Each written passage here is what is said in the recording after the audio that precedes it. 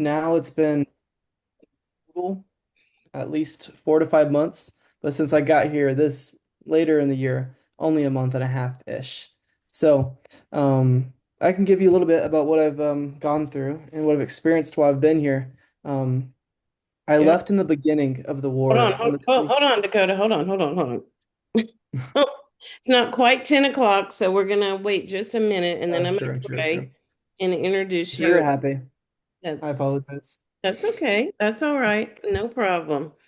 Um, we're just happy to have you. While we wait, Yeah. I'd like to show you guys a video of the JLI. Um, I spent all day there today, and the JLI, for those of you who don't know, we have the NLC and then we have the JLI. Both are team building. Well, for both, they're largely one is for low ropes. If you've been to the JH Ranch, it's largely for team building activities. And at the new location in Jerusalem, we have done a total remodeling of this very this older building from the 80s. It was owned by some Canadian Zionist organization, and JH Israel bought it out, and they've done an amazing job with bringing it back to life. And I wanted to start out just showing you guys, if Ron hasn't showed you yet, which I don't think he has, what progress they've made because. I was thrown for a spin. I saw it in February, and it was fully in construction, but now it's looking amazing. So we start out walking in, and the lobby is fantastic. The lobby looks amazing. That's Yaniv. He helps train our JLI partners. He's fantastic. He was recently in America with the trainers. This is a bomb shelter used as a classroom at the same time, as you can see with the heavy door. That's Israel for you.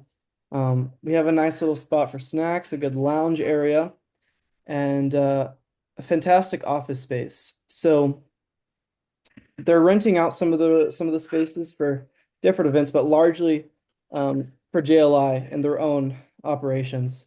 But it's a fantastic property. It's exactly what we've needed. It's in the heart of Jerusalem, just about or outside it, and we are right next to Yad HaShmona. If you've been to the Holocaust Museum, you've been less than a mile away from it. It's very, very close. So, amazing, amazing location. Total gift from God. And so, yeah, so to give you guys a bit of a look into what my life looks like as an American in Israel, I'm an Hold on. Ariel. If you Hold on just a minute, Dakota. Um, so I've got Hans, where you were going to say a little something on the prayer first, right before Dakota gets started. Okay, so we're going to let Hans talk for just a minute, and then we'll get started.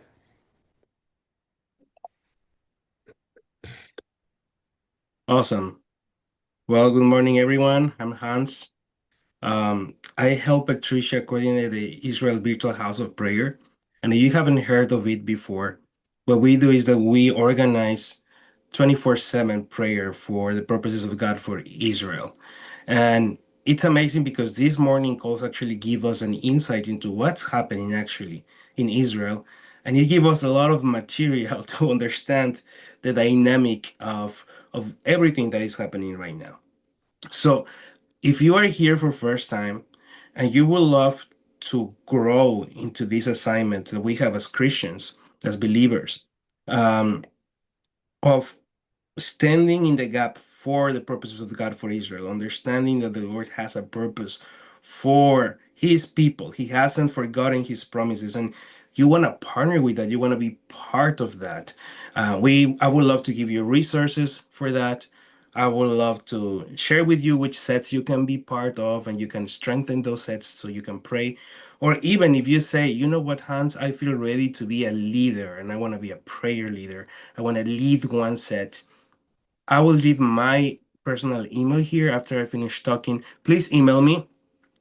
If you want one of those three things, I will be there to help you. You want more resources for prayer? I will give you resources every week with prayer points that you can share with your friends, share with your church, share with your small group. Number two, you can maybe you're not ready to be a leader, but you actually want to strengthen a leader that is already praying I will also allocate those hours with you. I will share you what's our possibility. Right now we have um, let me see the specific number. We have 143 hours covered in prayer every week. So we have some availability.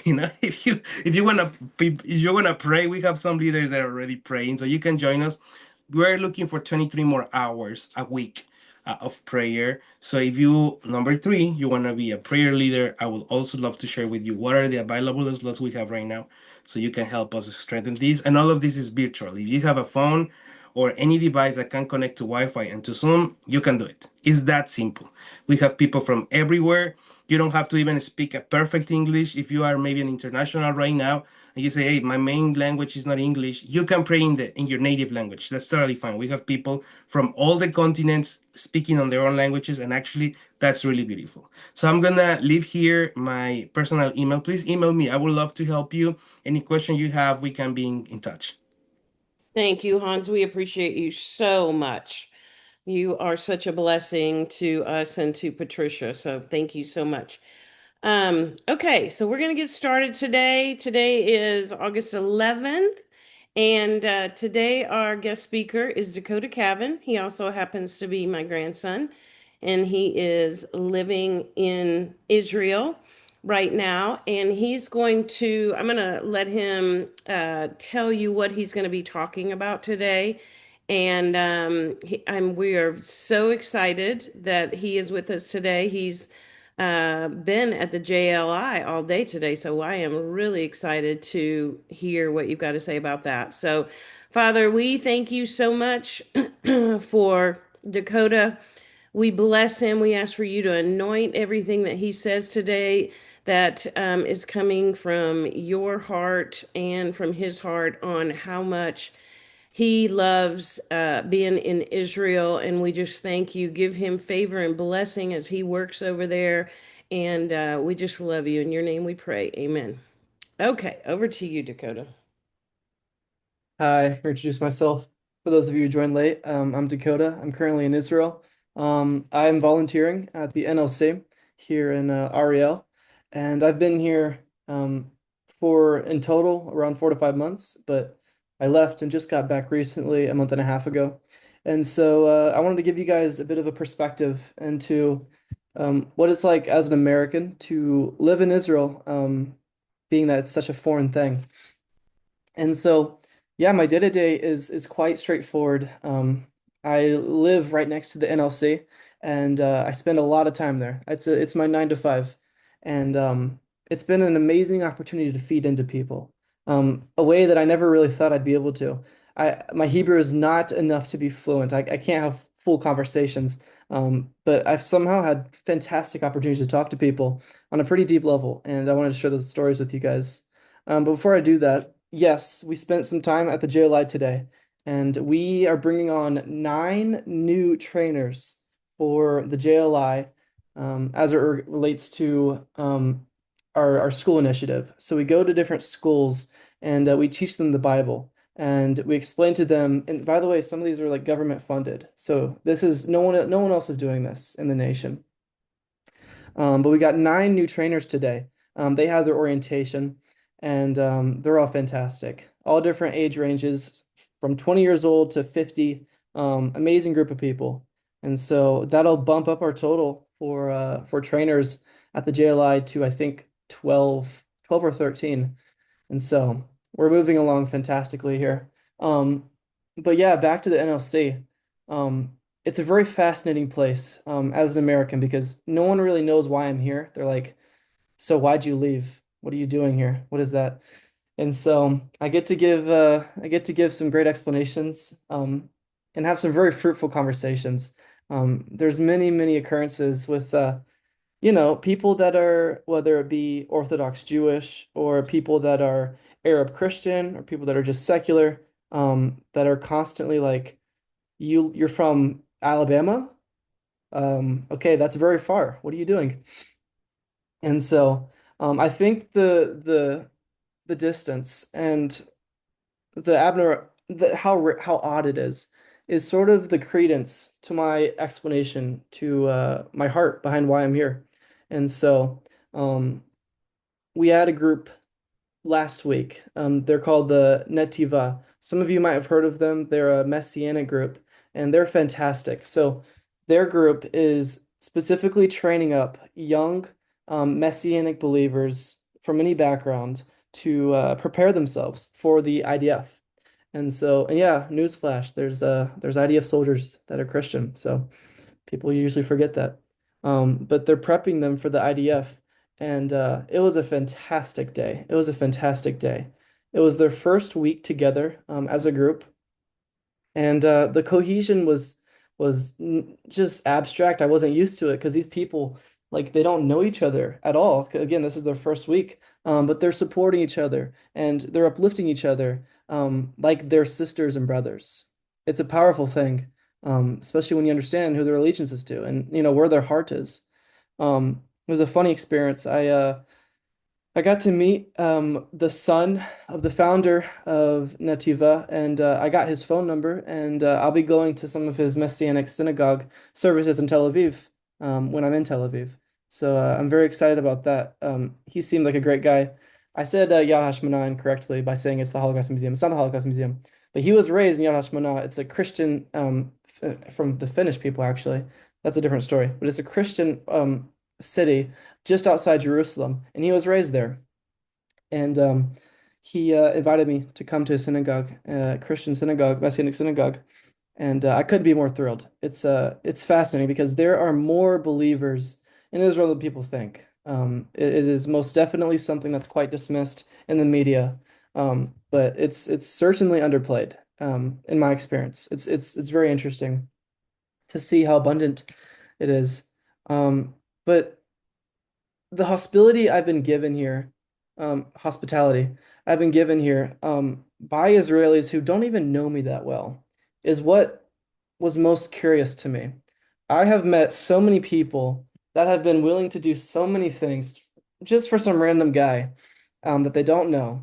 Um, and I just was never expecting that type of kindness right off the bat. Maybe something's, right to the immediacy. I didn't think it'd be this soon.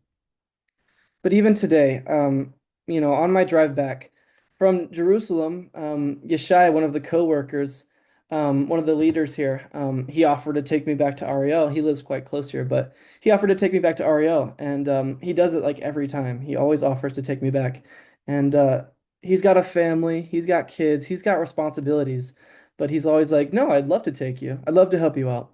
And it's just that type of kindness that's like it's like if you're from the South, you know what I'm talking about. It's like a Southern type of hospitality. It's like wow, I guess there's Southerners in Israel or something. I don't know, but it's abundant. It's definitely abundant, and I'm very thankful. It's just not the image you would see. Um, it was just not the image you would see at all in America of what the Israelis are like. All you see is the concern or all the propaganda regarding, whatever it be with Gaza or Lebanon or whatever it is. But these are regular people. People forget that, but these are regular people. These are people trying to live their life. Had a conversation with Ron the other day about it. He was like, we just want peace. We want to live our own life. We've had 2,000 plus years, even farther, of people trying to gang up upon us. And it's like, we don't seek violence. We just seek our own security, our own nation. He's like, he told me, is that so much to ask? And it's a great question. And it's like the ratio to Muslim nations to a strictly Jewish nation is like 90 to 1 or something. They're just seeking a life. And you know, it's it's the most interesting people. I've lived in America my whole life, but noticing what the characteristics of these really people are has been incredible for me because especially for my generation, it's not really customary to say that the Israelis are good people. Tragically, it's very frowned upon to say that. But come to Israel, come talk with them, come meet them, come have conversation with them. It's a totally different story. These people are genuine. Go to Tel Aviv, go to Jerusalem, go to Haifa. Um, there are people with a heart, and I wish I had some people. I wish I had a platform to explain this to people, because it's just not talked about. There's a lot of people who go as tourists to Israel, and it's a fantastic thing. Come see the Holy Land, but there's not many people that live here and can explain from a lived experience um, what it's like. What is it like? What is the difference between someone touring and someone living? And how do they treat you that way? It's um it's a different perspective because the people here expect you to love them in the same way love you back. And it's like it's not even transactional the way I described it. It's really is unconditional in some ways. Um, and it's quite funny because these are people who have been persecuted for, for centuries. Yet their hospitality is it's everywhere. And so I wanted to explain that from an American perspective, because people don't really have an opportunity to explain how normal and kind and willing they are to congregate with you. I got invited today by a random guy. I didn't, it's one of the guys from the groups. He asked for me to go with his family to have Shabbat. I have never met this man, but he's offering it. It's like, okay, well, I mean, that's just the Israeli way. It's like Shabbat is an open invitation all the time. It's always available from so many people. And that's the heart. That shows you the heart of these people. Come see our the most sensitive part of their lives. They're offering it to you. They're saying, "Come see my home. I'm inviting you into my home. Come see my family, my dog, all the different things." Um, their kindness is it's overwhelming. And so I just wanted to explain that to you guys that maybe it sounds like I'm getting paid to say all this. I'm being quite flattering here, but it's just what I've experienced. It's what I've experienced. And I just want to get that off my chest because it's quite a dismissed thing in our culture, especially in the youth. So it's a fantastic place. I hope you guys can visit sometime soon. People say, oh, there's war starting. Let me be honest with you. Right now, no one is thinking about war. No one. I was stuck in 2 hour traffic today coming back from Jerusalem. The roads are full. No one is expecting war. Everyone assumes that because of the news. Oh, Tel Aviv's burning, Jerusalem's in rubble. This place is so normal. And you'll notice here in the city that during the war, the streets were empty. There was no way to get to the streets. There was no way for them to be driving. But it's full. And so come to Israel. The tourism industry is very weak. It's in shambles right now. And you guys are the people that support it. And so they love to have you. And thank you for having me on. I hope this gave you guys some good input. That was